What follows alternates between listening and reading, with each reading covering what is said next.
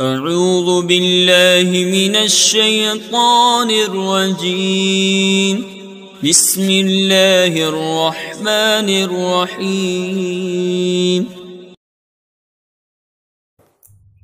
بسم اللہ الرحمن الرحیم۔ میں محمد خورشید انور نظامی، استاذ دارالعلوم غریب نواز مرزا غالب روڈ الہ آباد پریاگراج، میں فن ادب کی معیاری کتاب دیوان متنبی کا درس دینے جا رہا ہوں۔ جماعت سادسہ کے طلبہ بغور سماعت فرمائیں۔ شعر ملاحظہ فرمائیے۔ وَمَن فِي كَفِّهِ مِنْهُمْ قَنَاةٌ كَمَنْ فِي كَفِّهِ مِنْهُمْ خِذَابٌ۔ قناة نیزہ، جمع قنا، قنیہ قنی، خذاب مہدی۔ الخذاب رنگنا۔ ترجمہ ملاحظہ فرمائیے۔ اور ان میں سے جن کے ہاتھوں میں نیزے تھے اس شخص کی طرح تھے جس کے ہاتھ میں مہندی لگی ہوئی ہو، یعنی جن فوجیوں کے ہاتھوں میں نیزے بھی تھے تو ان کو ان سے وار کرنے کی ہمت نہ تھی۔ ایسا معلوم ہوتا تھا کہ ہاتھ میں مہندی لگائے کھڑے ہیں اور کوئی کام نہیں کر سکتے۔ شعر ملاحظہ فرمائیے۔ بنو قتل ابیک بأرض نجد ومن ابقى وابقته الحراب۔ ابقا، الابقاء باقی رکھنا، البقاء باقی رہنا، الحراب چھوٹے نیزے، واحد حربۃ۔ اب ترجمہ ملاحظہ فرمائیے۔ یہ سرزمین نجد میں تیرے باپ کے مقتولوں کی اولاد ہیں جن کو اس نے اور نیزوں نے باقی رکھ دیا ہے، یعنی یہ انہی لوگوں کی اولاد ہے جن پر تمہارے باپ دادا نے حملہ کر کے شکست دے دی تھی اور لڑائی میں مارے گئے تھے، اور بچے ہونے کی وجہ سے قتل سے محفوظ رہ گئے تھے۔ یہ انہی مقتولین کی اولاد ہیں۔ شعر ملاحظہ فرمائیے۔ عفا عنہم وعاتقہم صغارا وفی اعناق اکثرہم سخاب۔ لغوی تجزیہ۔ عفا، العفو معاف کرنا، اعتق، الاعتاق آزاد کرنا، صغارن واحد صغیر چھوٹا، بچہ، کم سن، الصغار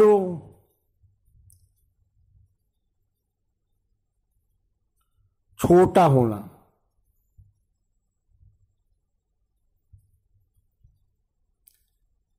اعناق واحد عنق گردن، سخاب لونگ کا ہار، جو بچے کے گلے میں ڈال دیا جاتا ہے۔ ترجمہ ملاحظہ فرمائیے، ان کو معاف کر دیا اور بچپن ہی میں آزاد کر دیا، اس حال میں کہ ان کے اکثر کی گردنوں میں لونگ کے ہار تھے، یعنی دودھ پیتے بچوں کے گلے میں نظر گزر کے لیے تعویذ، گنڈے، بعض چیزوں کے ہاتھ ڈال دیے جاتے ہیں۔ اسی طرح کے ہار ان بچوں کے گلے میں موجود تھے۔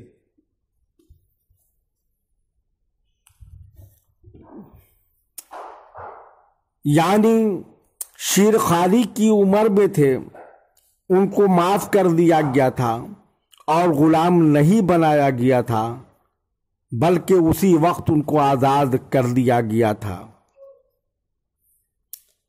شعر ملاحظہ فرمائیے، وَكُلُّكُمْ أَتَى مَا أَتَى أَبِيهِ فَكُلُّ فَعَالِ كُلِّكُمْ عُجَابُ۔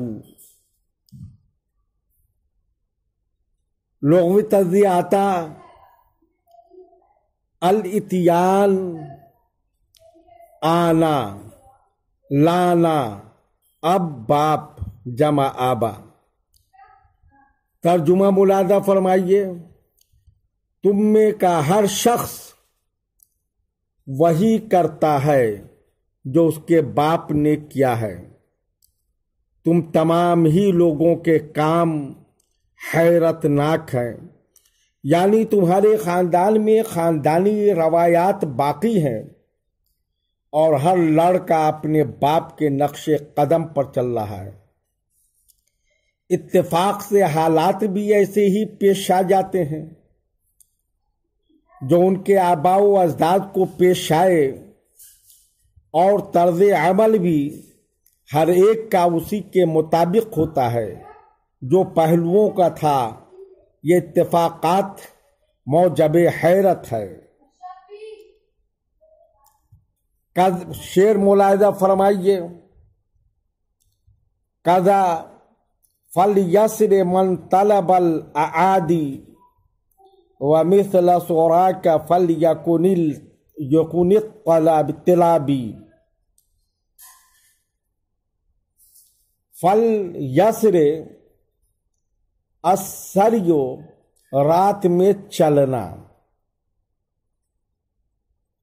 ترجمہ ملاحظہ فرمائیے، جسے دشمن کو تلاش کرنا پڑے اس کو اسی طرح چلنا چاہیے، تیرے رات کے چلنے کی طرح تلاش ہونی چاہیے، یعنی بنو کلاب پر جس طرح تو نے شب خوں مار کر کامیابی حاصل کی ہے، اسی طرح کی تدبیر ہر فاتح کو اختیار کر کے کامیابی مل سکتی ہے۔ شعر ملاحظہ فرمائیے، یا اختہ خیر اخین یا بنتا، یا اخت خیر اخین یا بنت خیر ابن، کنایتاً بہما عن اشرف النسب۔ اخت بہن جمع اخوات، اخون بھائی جمع اخوان، بنت لڑکی جمع بنات، ابن باپ جمع آبا۔ ترجمہ ملاحظہ فرمائیے، اے بہترین بھائی کی بہن، اے بہترین باپ کی بیٹی، ان دونوں باتوں سے شریف النسب ہونے کا کنایا ہے، یعنی تیرے بھائی اور باپ کا نام لے لینا خود بتا دیتا ہے کہ تو کس شریف اور معزز خاندان کی فرد ہے۔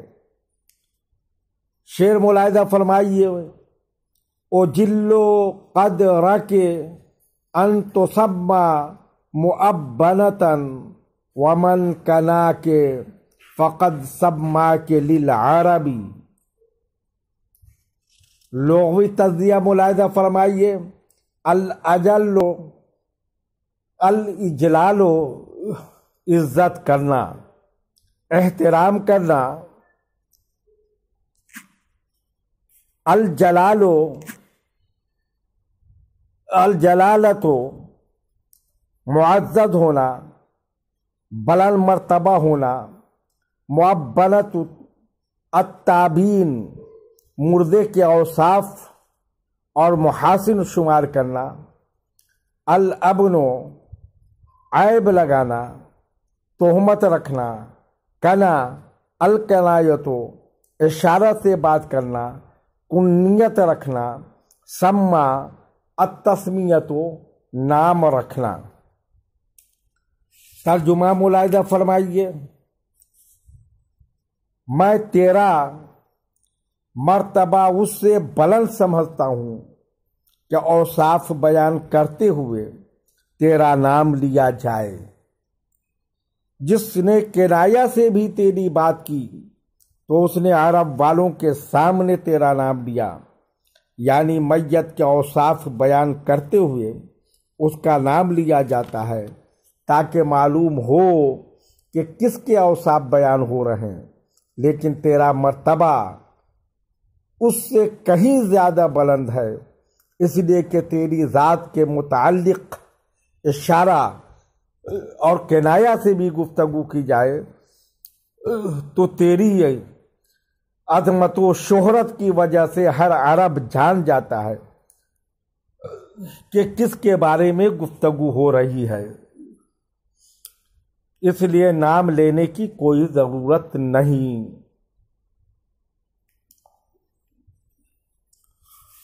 شعر ملاحظہ فرمائیے۔